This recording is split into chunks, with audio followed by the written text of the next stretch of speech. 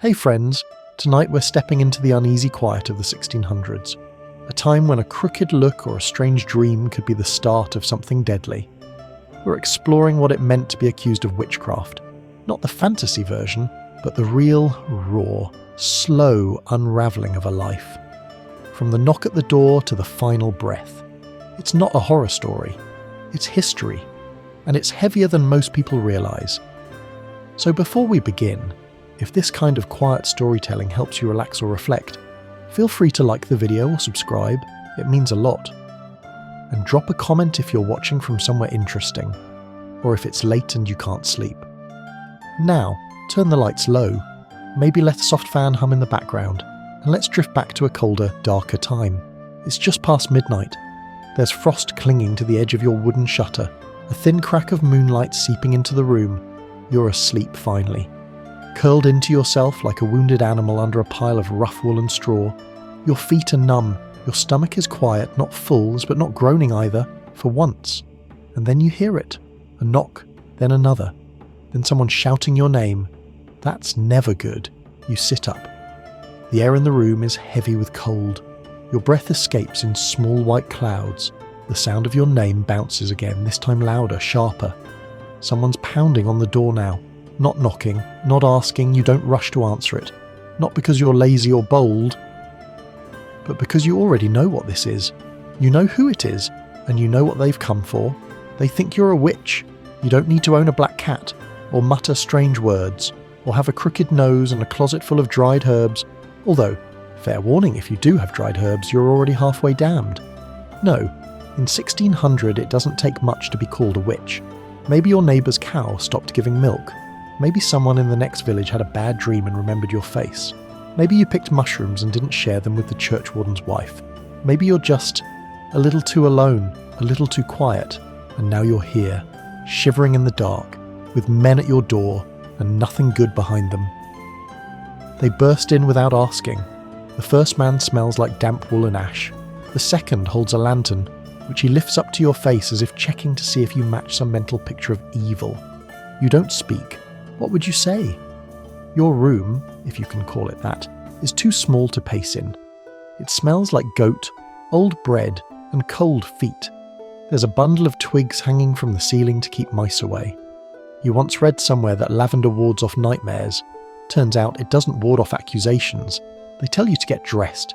They don't tell you what for. They don't have to. You wrap yourself in your thickest cloak. It's not very thick. The wool is coarse and holds the cold in better than it keeps it out. You slip your feet into cracked leather shoes with no soles left, the right one barely staying on. The floor is so cold it burns. There's no trial today. That will come later, after the questions, after the waiting, after the night. You step into the street. And suddenly, everyone is watching. From cracked shutters and crooked door frames, faces appear. They pretend they're not staring. They pretend they're praying. Some are pretending to feel bad for you. Most aren't pretending at all. Your neighbour, the one with the fat chickens and the ugly laugh, nods at the constable as you pass. She doesn't look you in the eye. She doesn't have to. She already told them what she thinks. You killed her dog. With your eyes. From across the field. It was limping anyway. The walk to the jail is short but slow. You don't speak. No one does. The jail is colder than your home. That's impressive, really. It takes dedication to make a place less livable than your dirt-floored hut. But they've done it. Stone walls. No window. The smell hits you like an open grave. The jailer is missing a thumb. No one asks why. He grunts, unlocks the cell, and pushes you inside like a sack of turnips. The door closes with a sound that seems to suck all warmth from the air. You're officially not free. Let's talk about what it actually means to be accused of witchcraft in 1600. First, forget the idea of innocent until proven guilty. That's not invented yet. You are guilty. The only question is how guilty and how much spectacle your guilt can generate. Second, forget the idea of lawyers, appeals, rights. You have none of those. What you have are neighbours, and most of them can't read.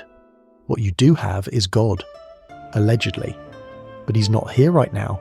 You have dirt, you have cold, you have the sound of rats chewing something behind you. You try not to think about what. You have time, lots and lots of time. You sit in that cell for days, there's no clock, there's no sun. You keep time by the shivering. Each time you stop, that's another hour past. Or maybe you just passed out.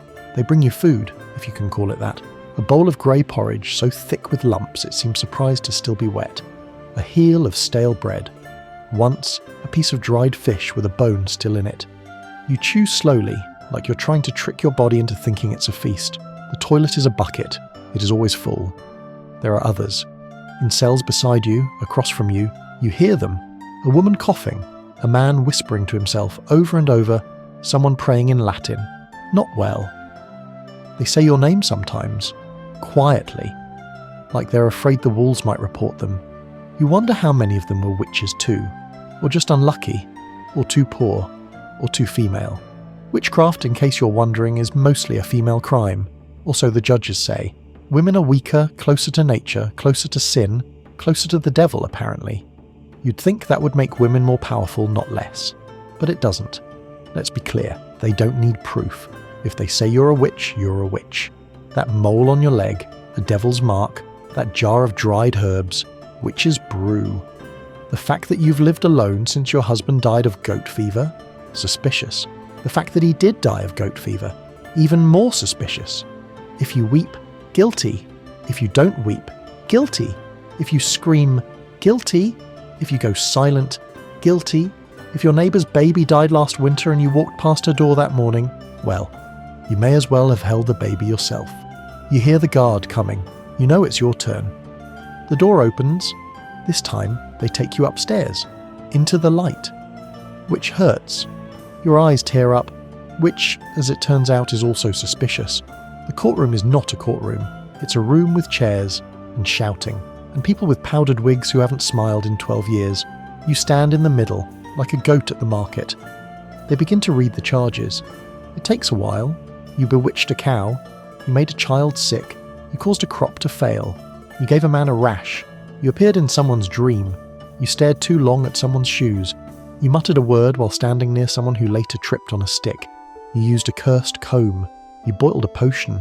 You talked to yourself while walking. You refused the pastor's handshake. You made someone's soup taste off. You did not smile at a wedding. You made eye contact with a raven. You were born in a storm. You asked too many questions. You didn't ask enough. You are, clearly, a danger. They ask if you confess. You don't. You're cold. You're hungry. You're tired. You're not stupid. Confessing won't save you. It'll just make the rest move faster. But if you don't confess, they might have to prove it. And to prove it, they might have to hurt you. Not too much. Just enough to loosen your tongue. Just enough to loosen the devil's hold. They call it interrogation. You'll call it what it is later. If you survive. They say the devil is a liar. But in 1600, the real liars wear collars, carry books they can't fully read, and sit at the front of the room pretending God whispered in their ears. Your trial is less about what you did and more about how well they can spin it. This is theatre, really. Morbid bedtime drama. You're the villain. The townspeople are the audience, and the magistrates are the writers, actors and executioners, all in one. You're not allowed to speak much. That's dangerous. You might say something reasonable. You stand there while they list your crimes again, now with added flavour. Every accident that's happened in the village in the past 6 months has been pinned to your name.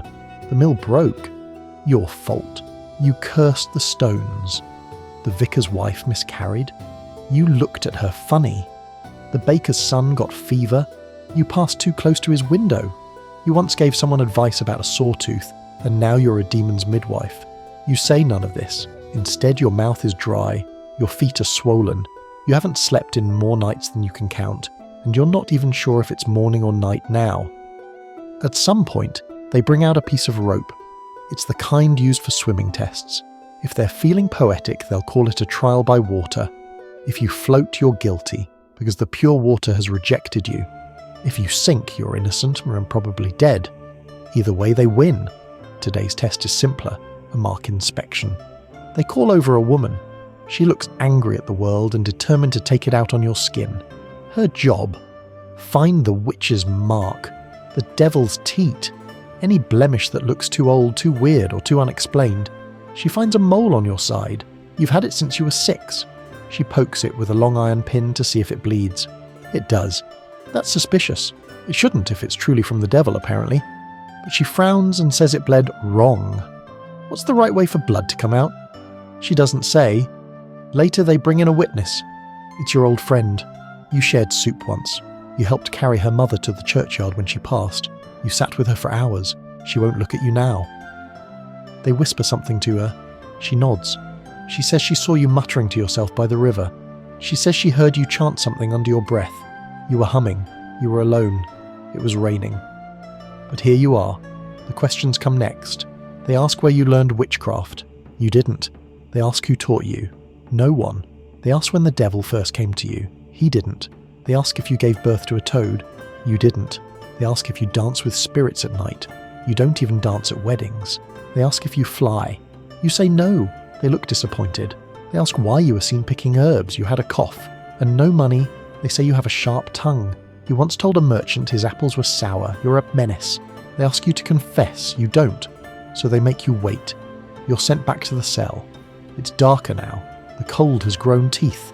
You try to sleep, but the straw is damp and the air stinks of fear. Someone nearby is crying. Someone else is muttering a prayer that loops like a cracked music box. Time doesn't move. It leaks. Eventually they send in someone to help. He says he's a priest. Young. Pale. A voice like milk. He says he's here to save your soul. He leans close. His breath smells of onions and holy water. He says you must confess to be cleansed. He says if you confess, God will forgive you. He says if you don't, they'll be forced to help you remember. You ask how many confessed before you. He says enough. You ask how many survived. He doesn't answer. Here's the thing. Most people accused of witchcraft do confess. Eventually. Not because they're guilty, but because their body breaks before their will does. Or because they think they'll be spared. Or because someone told them God is watching and prefers a guilty mouth to a tortured one. Some do it to end the silence. Some do it because no one believes them anyway. Some just want the waiting to stop. You don't confess. You still think, somewhere deep inside, that maybe the truth matters. That's cute. Days pass, or maybe weeks. You dream of soft things, not pillows, you've never had one, but soft ground, wet moss, sunlight on skin, bread that doesn't break your teeth, laughter without threat. You wake up with straw in your mouth. They bring you out again. This time, there's no courtroom, just a room with tools. They don't call it torture. That would be unchristian. They call it questioning. You're given a final chance. You say no. The first thing they do is tie your hands behind your back. The second thing they do is wait. To see if you panic. You don't yet. They stretch your arms upward toward the ceiling. Your shoulders groan. You feel one pop. The pain is cold at first, then white hot. They ask again. Still no. They use weights next. Hang them from your ankles. You feel your hips grind against the pull. They say it's not pain, it's pressure. They smile. They ask again. Still no. Someone places a board between your knees. They begin to wedge it tighter. The pressure is sickening. You feel something shift.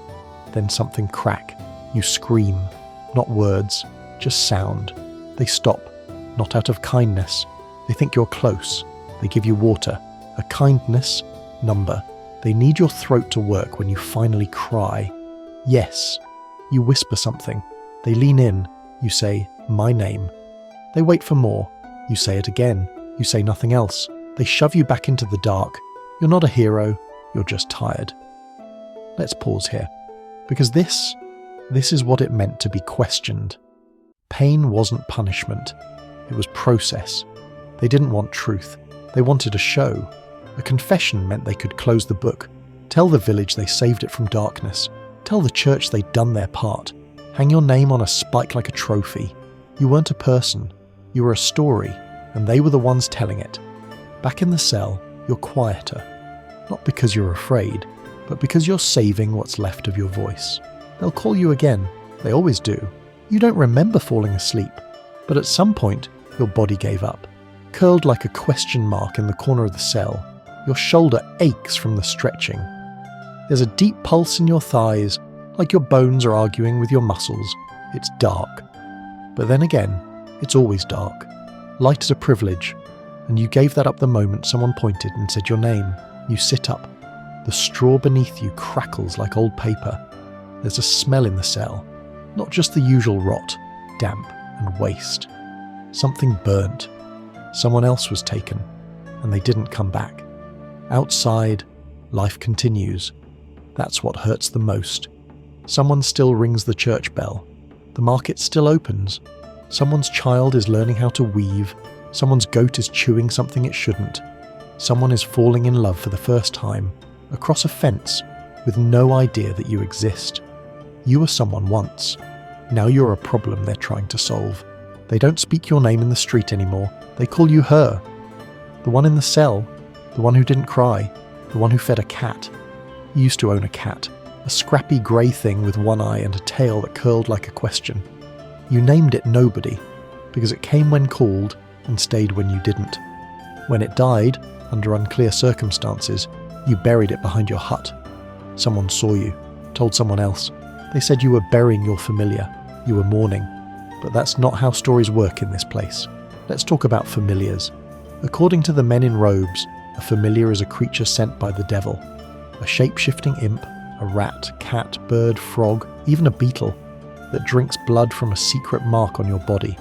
Find the mark, find the witch. See a stray animal too often, suspicious. Get along with your goats better than people, dangerous. Feed breadcrumbs to crows, devil work. You could be executed for kindness to animals, you still miss Nobody. In the cell next to you someone hums. You've never seen her, but you know her voice. Old, croaky, dry like autumn leaves. She hums a tune your mother used to sing. You hum it back once, quiet, careful. She doesn't answer. But later that night, someone slips you half a crust of bread through a crack in the stone. You don't say thank you. You don't say anything. Just chew, slowly, like it's gold. Let's leave the jail for a minute, just for a breath. Out in the village, people are still talking. Not just about you, but about witches in general. That's how it works. It spreads, like smoke under a door. Fear loves company. At the well, someone says her cousin saw a woman walking barefoot through fog. At the baker's stall, someone whispers about the girl who collects feathers.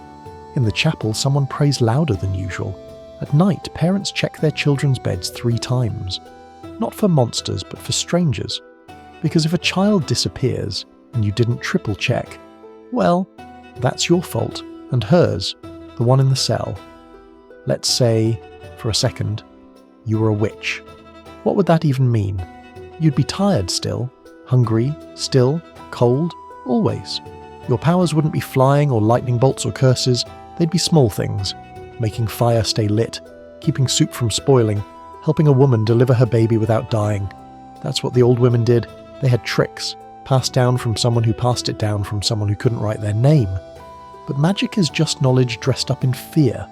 And knowledge, when wrapped in the wrong skin, woman, poor, alone, becomes danger. You remember once helping a girl with a toothache. You made a poultice with garlic and nettle, told her to hold it in her cheek overnight. Her pain went away. Her father called you a miracle. Now he sits at the front of the courtroom waiting to see you hang. Back in the cell, a boy appears. 12, maybe. He's holding a bucket, water, cleanish. He stares at you longer than he should. You stare back. He doesn't look afraid, just curious. Are you a witch? He asks. You shake your head. He doesn't react. Do you know any spells? You don't answer. He puts the bucket down and says, I heard witches can talk to the wind. You cough. It's unintentional, but well timed. The wind outside howls at that exact second. The boy's eyes widen. He runs. You smile. The first in weeks. That moment will cost you. Tomorrow, someone will say you cursed the boy. They'll say his dreams are strange now, that he talks in his sleep, that he woke up one morning and his blanket was gone. That's enough. You've scared someone. You've made them feel small. That's all it takes to be dangerous. They bring you out again. This time not for trial, just to be seen. It's raining. Soft. Steady. Your feet slip in the mud. People line the streets. Not all of them stare. Some pretend not to see you. Some grip their children's hands too tight. Some throw small stones. None of them speak your name. The stocks are wet. The wood is old and splintered. They lock your neck and wrists inside. It's not meant to hurt, just humiliate. A boy throws a turnip. It misses. A woman spits. It doesn't. You stand there, stiff, cold, unmoving. You're a statue of discomfort. When they unlock you hours later, your legs barely work. Your hands feel like bags of meat. You're put back in the cell. No blanket, just the wet stink of being watched. You're quieter now, even inside your own head. Let's talk about the ones who didn't survive the accusation. In your village, there was a girl last year, 17, red hair, loud laugh. She danced when the music played and didn't apologise for anything. One day, a man claimed she bewitched his dog. She was gone by nightfall. They said she confessed, but no one saw her speak. They said she flew out of her cell, but the door was locked. They said she screamed in tongues, but no one could repeat what she said. They said she died because the devil left her, but her mother said she died because they broke her ribs. The witch hunts weren't always about witches. They were about fear, about power, about finding someone to punish when the crops failed or the baby died or the wind changed. And women like you made a perfect target. Too old to marry, too poor to matter, too quiet to miss. Back in your cell, someone leaves a candle stub beside your door. You stare at it for hours, not because it's bright, but because it's there. Someone, somewhere, thinks you deserve light. You try to sleep. You really do. You fold yourself in, knees tight to chest, arms tucked under your chin like a child. You pull your cloak, stiff from dried sweat and mud, tighter. Your cheek finds a dent in the straw, slightly warmer than the rest. Your eyes close. But sleep doesn't come easy anymore. The cell is too loud and too quiet all at once. You can hear rats chewing behind the wall, someone moaning through the stone, a cough that hasn't stopped in hours, a guard's boots, a faint bell outside, but underneath it all, silence, the kind that watches you. You feel it sitting beside you, like the weight of another person, unblinking, waiting. If sleep does arrive, it creeps in sideways like it's afraid of being noticed. And when it comes, it brings dreams, not the good kind. Your mind doesn't take you back to better days. Not your mother's voice, not childhood games, not sunshine. It gives you fire, screaming, cold, the feeling of water in your lungs, the look in the priest's eyes when you said your name but nothing else, the sound your bones made when they twisted your leg sideways. It gives you the courtroom again. But this time there's no judge, just firewood, and they're asking again. Over and over, did you fly? Did you curse? Did you laugh when the baby died? You wake up biting your own tongue. Let's talk about how people feared sleep in 1600. Not the way you do now, because of pain or cold or accusation, but because of what sleep meant. To dream was to leave your body. And where did your soul go? Some said it travelled the night. Others believed demons climbed into your mouth while you slept, whispering lies into your chest. That's why people were afraid of sleepwalkers, and people who snored too loudly. It meant something inside them was wrestling something else. If you were accused of being a witch, people watched you even while you slept, especially while you slept.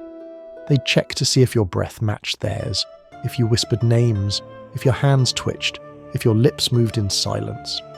Once, a woman in another jail was said to have smiled while dreaming. Just once. A slight curl of the lips. They said it was proof of contact with the devil. They hanged her 2 days later.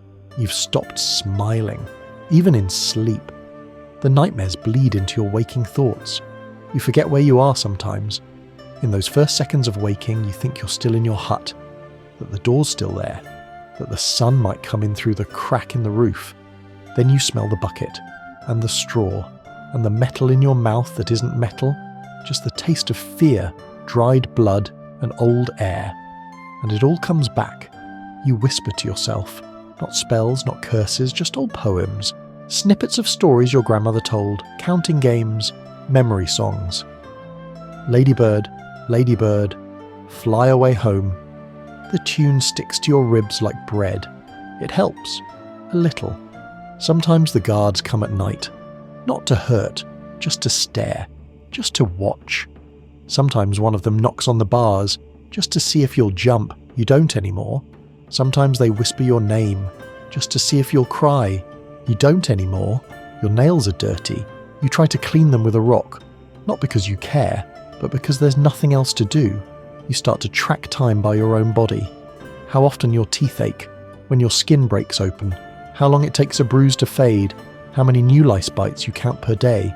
Your body becomes your calendar. Your skin becomes a record. Let's step outside again. The town is quiet. The people are whispering now. Not about you, but about another woman. Someone said she grew herbs. Someone else said she once healed a wound with honey. Someone else said her child died and she didn't cry enough. Someone's pointing again. The wind is changing. You can feel it. You know that woman. She gave you eggs once, years ago. No one will remember that now. She's next. That's the thing about witch hunts. They don't stop when you're gone. They don't end when your name is cleared. Assuming it ever is, they spread, they stain. A village that burns one woman will soon burn another. Because once you've convinced people that shadows are dangerous, every flicker becomes a threat. Every cough is a curse, every cat a spy, every silence a conspiracy, and fear is hungry. Back in the cell you begin to hallucinate. Not demons, not fire, not witches, just your mother. She stands in the corner, not looking at you, just humming. She doesn't say anything. You close your eyes, and when you open them, she's gone. You cry for the first time in weeks. You don't even realise it's happening until your face is wet. The tears are warm. That feels like a betrayal. A guard tosses in a crust of bread. It lands in the dirt. You stare at it for a minute before moving. That's new. Before you would have grabbed it instantly. Now you wonder if it's worth the movement. You move anyway. You eat it slowly. Even mould has flavour when you're starving. They bring you out again. Not for trial, for observation. This time it's a doctor. Or something close to one. He smells like vinegar and has a beard so long it touches his collarbone. He shines a candle near your eye. He makes you stick out your tongue. He prods your ribs. He nods. Says nothing. Later, someone says he thinks you're too thin to be a witch. Someone else says that's proof you've been feeding your spirit to the devil. Everyone has a theory. None of them include your opinion. You ask to see the priest again. Not because you want forgiveness. You just want a voice that doesn't want to break you.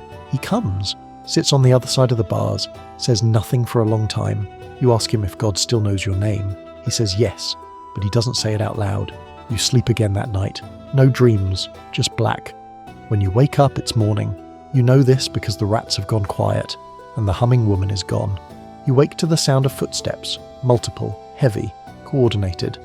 Not the lazy shuffle of a guard bringing water, or the pacing of the man who mumbles prayers in the next cell. This is official. This is the sound of a decision. The cell door creaks. You don't stand. They don't ask you to. They tell you today's the day. You ask which day. They don't answer. You already know. Let's talk about death. The options are limited, but creative. If you confess, they might strangle you before they burn you. It's called mercy, a favour. If you don't confess, you get the full ritual. Tied to the stake, firewood beneath your feet. A crowd gathered, more out of habit than outrage. The priest mumbling last rites while the flames lick your skirt. There's also hanging, or drowning, or pressing if they're feeling theatrical.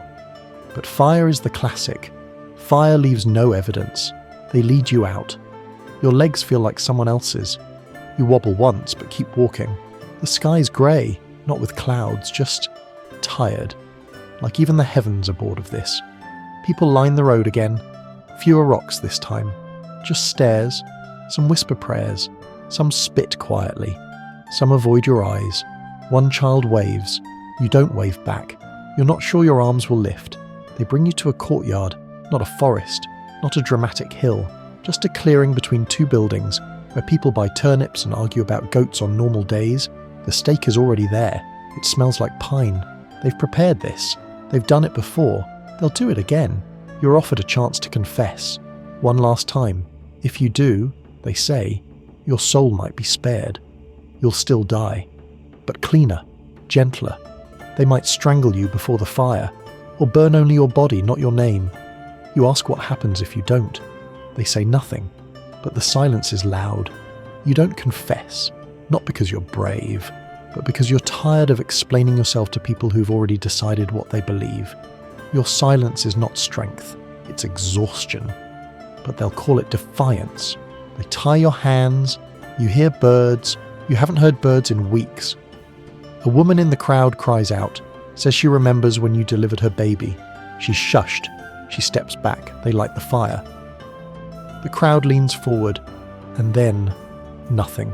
You blink. You're still standing, but you're not burning. A man in a black robe steps forward. holds up his hand. "There's been a delay," he says. "Someone brought new evidence, someone saw a shadow, a different one, a darker one. Maybe you're not the witch, maybe you just knew one. You're dragged back to the cell, you don't ask questions, you've stopped expecting answers. Your legs give out before you make it to the straw. No one helps you up." Let's talk about delayed death. It's common, especially when fear shifts, when the village gets bored, when another target appears, when the priest starts coughing, when the mayor's niece starts drawing stars in the dirt and humming to herself. Maybe they'll burn her instead. You were the firewood, now you're just kindling for later. Being spared doesn't mean being saved. You're still in the cell, still cold, still accused, still waiting. Sometimes they forget to feed you. Sometimes they don't. Sometimes they stare at you like a thing they might still use. You're a knife kept in a drawer, just in case. The priest visits again. You ask him why they didn't finish it. He says, "God works in mysterious ways." You nod. You don't say what you're thinking, which is, "God has terrible timing." Word spreads that someone else confessed. You don't know her. You're told she named you too, just to be safe. The next few weeks pass like syrup. Slow, sticky, barely moving. You count scratches on the wall. You hum old songs. You chew bread like it's a task, not a meal. They've moved the execution stake. It's gone from the courtyard. Someone new is waiting for it. You're not declared innocent. You're just not mentioned. The town finds new fears. A dead cow, a strange birth, a woman who talks too loudly. The air shifts. You're forgotten, but not gone. One morning the door opens. You flinch. The jailer grunts. You're free. You stare. He shrugs. No proof. No confession. No more use. He tosses a bundle at your feet. It's your cloak, still damp from that day in the stocks. You leave without a word. You walk through the village. People part for you like smoke. No one meets your eyes. You're not welcome. You're not guilty. You are just inconvenient. You return to your hut. It's been ransacked. Your herbs gone. Your pot cracked. Someone drew a circle in ashes on your floor. Your name has been carved into the door. Below it, Devil's Wife. You sit on the floor, alone, alive. You've survived, but only just. You're free. That's the word they used. It doesn't feel like freedom. It feels like standing in the ruins of a house someone else burned down and being told you can move back in. You're breathing, yes. You're walking. You're not cold, not bleeding, not tied to anything. But no one looks at you the same, and no one says your name. Let's talk about what happened to people after the accusation. If you survived, and most didn't, you weren't celebrated. You weren't offered apologies. You weren't taken in. You were marked. Not literally always, but the stain lingered. They called it survivor's guilt now. But back then, there wasn't a name, just silence and staring, and the fact that no one wanted your bread anymore. You try to fix the hut. The door leans funny now. You put stones in the corners to keep the wind out. You boil water until it's too hot to drink, just because it reminds you that fire can still be useful. Nobody, the cat, never comes back. Of course, you sit by the window and watch the sky. At night, the stars blink like they're trying to tell you something you've forgotten. Sometimes the dreams return. Sometimes they don't. Let's talk about forgetting. Villages like this one, they forget on purpose. Too many memories breed discomfort, so they move on. There's a new wedding, a new baby, a new rumour. Maybe someone's cow goes dry, and they say it's the weather. No one blames you, not out loud. That part's over. But when you walk by, they still flinch. Some nights, you hear children dare each other to touch your door. You don't answer. You just listen. It's almost funny. You're a bedtime story now. You've become what they accused you of, a shadow. Let's talk about the ones who didn't come back. You remember their names, their faces, the way they smiled before they stopped, the way the village pretended they never existed. They mattered. Even if history doesn't remember them, you do. That's enough, or it has to be. You light a candle, not because you're afraid of the dark, but because you want to see your own hands again. You touch your wrists, still sore, but they work. You open the window, just a crack. The night air smells like dirt and wood smoke. You whisper the names of the women they burned. You whisper your own name too, just to hear it again. Let's talk about how this all started. It was never about magic. It was about fear and hunger and grief and the need to blame someone when life got too heavy to hold. And it worked. For a while. But it always came back. Different name, different village, same fire. You start collecting herbs again. Quietly, you wait for the moonless nights, the sleepy ones, the ones where no one is watching. You pick mint for digestion, yarrow for bleeding, rosemary for remembering. You dry them on the windowsill. The smell is comforting. You don't sell them. But sometimes you leave small bundles on doorsteps, wrapped in leaves, tied with twine, no notes. They know who it's from. No one says thank you, but fewer people are getting sick. You find a toad one day, fat, content, sitting on your doorstep like it's always lived there. You laugh, not loud, but it's real. You name it somebody, because it reminds you that even the smallest life deserves to be called something. Time passes, you get older. Your knees ache when the weather changes. Your eyes blur sometimes. Your hands shake when you try to thread a needle. But you're still here, and that counts. Let's talk about legacy. You don't leave a book behind. No one builds a statue of you. No songs are sung with your name. But there's a girl in the next village who carries a bag of dried mint in her pocket. Says her grandmother taught her. Says it helps with stomach pain. She doesn't know where it started, but you do. One day, you're gone. No one writes it down, but someone remembers. The herbs, the kindness, the silence, the resilience. Not the fire, not the cell, not the rope, just you. And maybe that's the magic. The kind that lingers after everything else is burned away.